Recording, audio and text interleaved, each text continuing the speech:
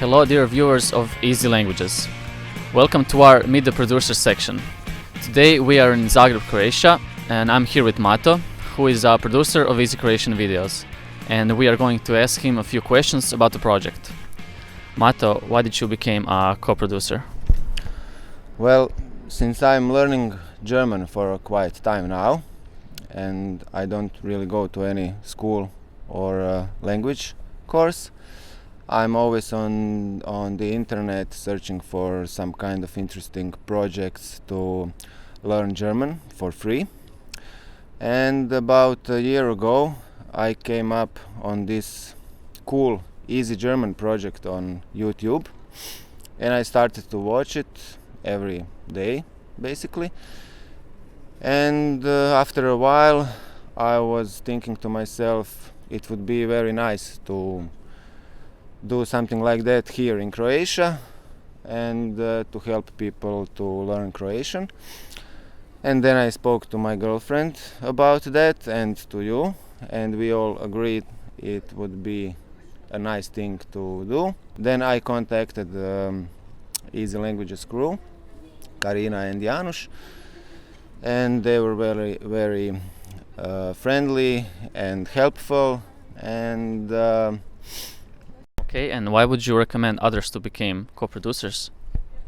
well, first of all, it's really fun to do those kind of interviews, and you can learn, at least I've learned a lot of new things like post-productions, and you train your languages, English and Croatian too, and it's a whole new experience.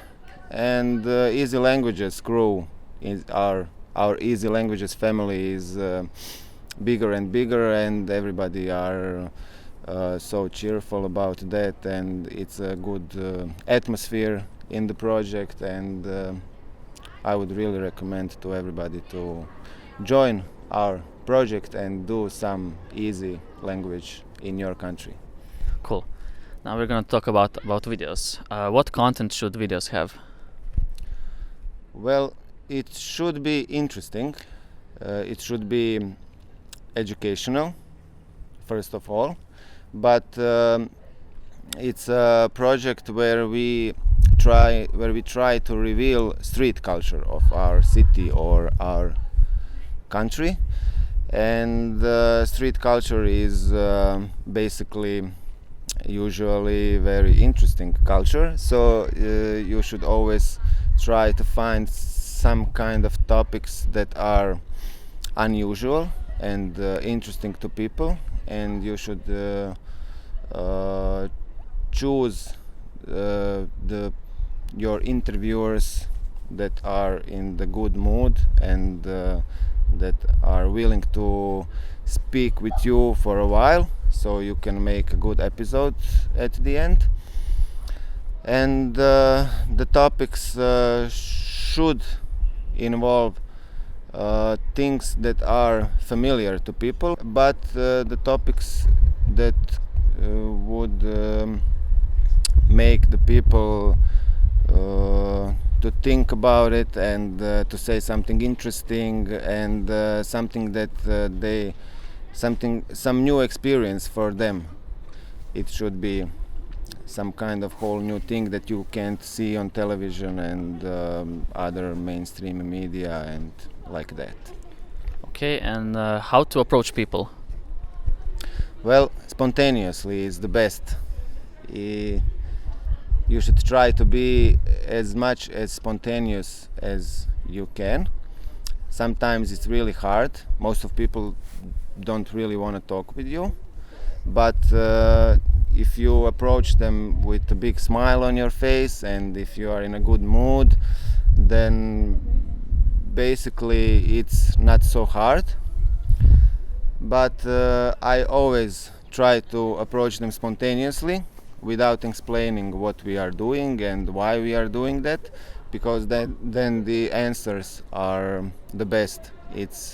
Then those are the true answers, because if you announce them what are you doing, then they are thinking too much, and it's not so good anymore. Okay, and what kind of people to choose? You should choose various kinds of people, different kinds of people, so just to have other points of view. It would be nice to choose people that pronounce Croatian in some nice way, not so many slang, and so that people who are learning Croatian could understand better. But again, it's not necessary to choose too much. It's a good thing to approach to basically to everybody, not to those people that are in some kind of hurry or doesn't have a good mood, but basically you shouldn't choose too much. Okay, and what's the biggest mistake to do? The biggest mistake to do, apart from telling them what is it about and preparing them for the interview, is not to be in the good mood. I always try to have a big smile and to be in a good mood, friendly and stuff like that. So if you are cold, the people will feel it, and the whole interview will not be so interesting. Okay, and what equipment is necessary? Well, you need a camera and a microphone, and that's basically that for filming. Later you need some kind of program for post-production, but for filming you need some kind of a camera. It would be nice to have some kind of camera with better resolution, but as you can remember, we have filmed our first video with the camera that didn't even had a pixel, and the video was basically fine. It was okay, although we didn't have many experience, but it would be nice to have some kind of camera that has at least one pixel, and we use this Sony Handycam, which was the cheapest one in Croatia. It costed only 200 euros, which is not much for European conditions, and it's fine. It films in full HD, it has good resolution, and it's not expensive. Probably on the internet you can buy those kind of cameras for even less money than 200 euros. And for sound or voice we use this little thing, Zoom H1, which is a simple but powerful tool for recording a voice. It is simple to use, it's not so expensive, it costs only 100 euros. I've bought it on the internet with all the accessories and everything, and it works basically fine, only it is not attached to the camera, so later it's a bit harder to synchronize the video, but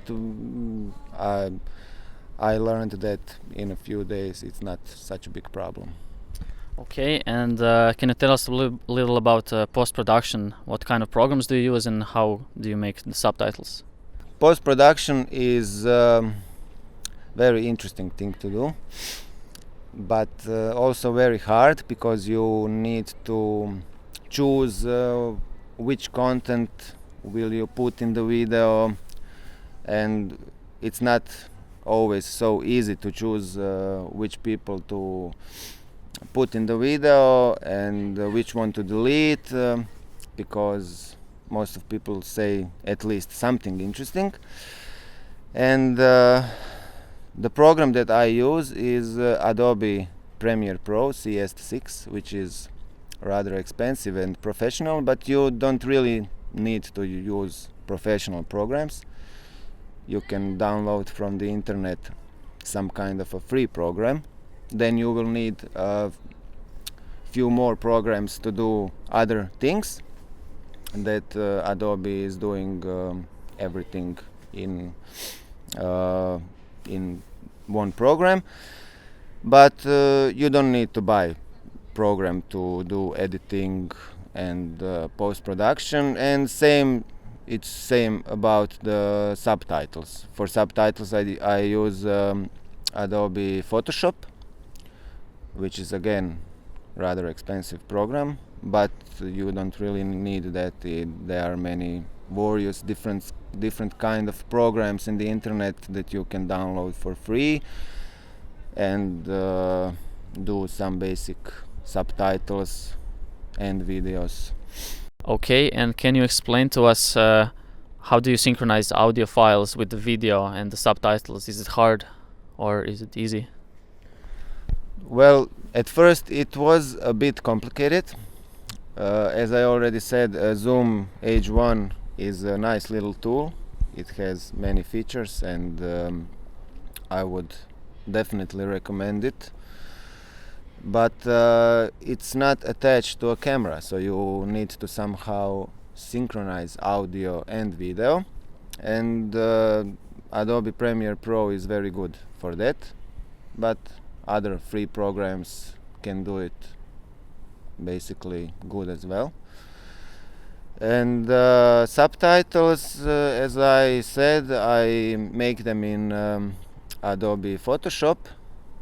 I basically just overwrite the subtitles from the previous episode. You don't need to make them every time from the beginning. And then you put them in the Adobe Premiere Pro and synchronize them with the voice and the video, which is not hard at all.